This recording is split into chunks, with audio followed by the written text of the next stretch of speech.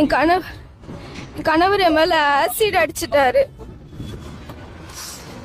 Acid அடிச்சு 2 கண்ணு பார்வையுமே போயிடுச்சு. இப்ப எனக்கு 6 வருஷமா தான் ஃபேமிலியை பார்த்துக்கிட்டு இருந்த பொண்ணு, தான் பிறந்த பிள்ளையும் பார்த்துக்கிட்டு தான் கட்டின புருஷனையும் 6 வருஷமா பார்த்துட்டு இருந்திருக்கா.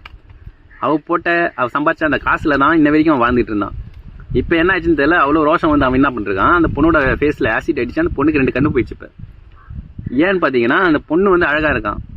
அது ஆக்சுவலாக என்ன வேலை பார்க்குதுன்னு பார்த்தீங்கன்னா சேல்ஸ் எக்ஸிக்யூட்டிவ். அதனால ஃபீல்டில் ஒர்க் தான் போய் பண்ணணும், கஸ்டமர்கிட்ட பேசணும், போகணும் வரணும், இந்த மாதிரி ஒர்க் தான் பார்க்குது. நல்ல சேலரியில் தான் வாங்கிட்டு இருக்கு.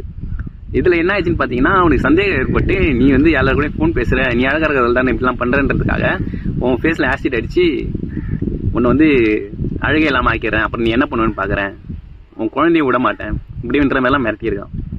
இப்போ இந்த 6 வருஷமா என்ன பண்ண என்ன வேலைன்னா, டெய்லியும் குடிச்சிட்டு வருவானா, குடிச்சிட்டு வந்து பெட்டில் வந்து நியூடாக படுத்துப்பானா, அப்படியே படுத்துக்கிட்டு போதிலே படுத்துப்பானா, படுத்துக்கிட்டு என்ன பண்ணுவான், பக்கத்தில் இருக்கிற பொண்டாட்டி மேலேயே வாந்தி எடுப்பானா, பெட்லேயே யூரின் போவானா.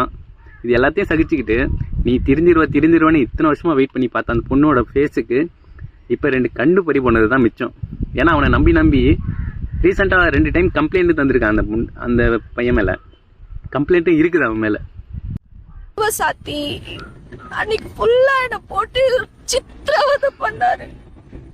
என்னை எவ்வளவு அடிக்க முடியுமோ அவர் ஆசை தீர வரைக்கும் நான் அவ்வளோ அடிச்சு, என் கண்ணெல்லாம் போய் தலைமுடியெல்லாம் பிச்சு புடுங்கி செவுத்துல போட்டு அடிச்சு. அன்னைக்கு சொன்னது கொஞ்சம் தான். எனக்கு அவ்வளோ இந்த பொண்ணு நிறைய சொல்லியிருக்காங்க அந்த வீடியோல. இந்த பையன் பண்ணது சரியா தப்பான்றதை நீங்க கீழே சொல்லுங்க கமெண்ட்ஸ்ல. வீட்டுக்கு அங்க இருந்து காயத்தோட வந்தேன்.